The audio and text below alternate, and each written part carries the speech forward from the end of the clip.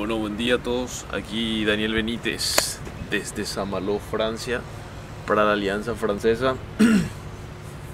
La intención de hacer este video es para mostrarles lo que sucede aquí en Francia, lo que estoy haciendo aquí en Francia, y para que si algún paraguayo algún día tiene la oportunidad o quisiera o tiene alguna curiosidad o quisiera saber más sobre este programa, maravilloso, es para eso.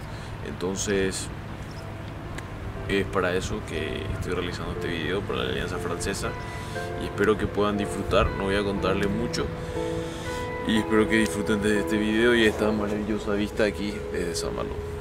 Nos vemos pronto.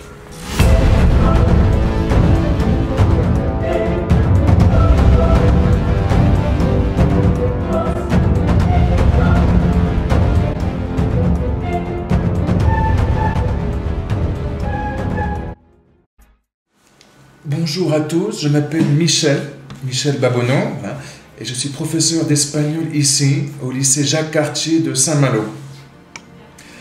Et je suis content d'entrer en contact avec vous dans ce monde où la communication est de plus en plus internationale. Sí, estaría bien que vinieran otros asistentes paraguayos también. No serán como Daniel, porque cada persona es diferente, claro está. Pero bueno, tuvimos a muchos mexicanos, por ejemplo, pues que vengan paraguayos también, por supuesto. Y aprendimos mucho de la historia de Paraguay también. Tomó Uruguay y el gobierno blanco solicitó la ayuda del Paraguay. ¿Se comprende? Entonces el Paraguay directamente le declara la guerra a Brasil. Y para llegar a Uruguay tenía que pasar por Argentina. Pero Argentina le niega el paso a Paraguay. Entonces, ¿qué hace Paraguay? Le declara la guerra a la Argentina. La verdad, estoy contento de poder atestiguar un poco lo que pasó acá. Unos minutos son pocos, unas palabras son pocas también para decir todo el cariño, todo lo profesional, todo lo que se merece este tío que se llama Daniel, que nos enseñó hasta lo que pasó con el curupín, que no conocía, claro está, y otras leyendas. Y bueno, yo, no, en serio, lo dejaba así de manera bastante autónoma, hablábamos de las clases y tal, pero yo confiaba en lo que hacía y lo hacía bien.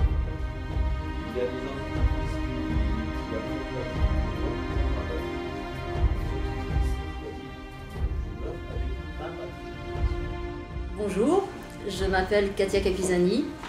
Je suis ici à Saint-Malo avec un assistant paraguayen, Daniel, avec qui j'ai passé plusieurs mois. Il a pris en charge mes élèves en étant au départ observateur de ce qui se passait en cours. Et ensuite, comme il a été très autonome très vite, il a eu la possibilité de prendre un petit groupe d'élèves. Des élèves de terminale, ce sont des élèves qui passent un oral d'espagnol qui représente un quart de leur épreuve de bac en langue espagnole. Et comme les classes sont chargées, ce sont des classes à 35, ils pouvaient prendre en moyenne 6 élèves pour aller avec eux discuter et converser. Et ces élèves qui, dans une classe chargée, n'ont pas la possibilité de parler beaucoup, avaient la possibilité de pratiquer l'espagnol avec quelqu'un qui était là pour les aider, qui n'était pas là pour les juger. En plus des élèves de terminale, Daniel a eu la possibilité sur son temps libre, vraiment de façon volontaire, d'intervenir auprès d'une classe de seconde qui est la première classe du lycée. Pour eux, l'Espagne c'est à côté, les Espagnols c'est l'Europe, mais avoir la possibilité de rencontrer un Sud-Américain et en plus un Paraguayen, ils ont vraiment été enthousiastes. Et si par hasard Daniel ne pouvait pas venir, c'était toujours une déception pour eux. Le fait de leur annoncer qu'il allait partir, je pense qu'ils ont tous été émus. Les garçons comme les filles ont même pleuré. Et ça a été très émouvant parce que c'est 8 mois de travaille non seulement avec les élèves, mais pour moi, en tant que professeur, c'est quelque chose aussi d'exceptionnel. Je n'ai pratiquement pas eu à l'aider, il a été autonome et a toujours eu des idées spontanées pour pouvoir proposer des choses différentes en fonction des élèves, en fonction des niveaux et en fonction des programmes que nous sommes obligés de préparer pour l'examen final. Hola, me llamo Lucas Jaquet, soy francés. Vivo en Saint-Malo. Estoy en el Colegio Maupertuis. Voy a ser ingeniero y tuve clases con Daniel.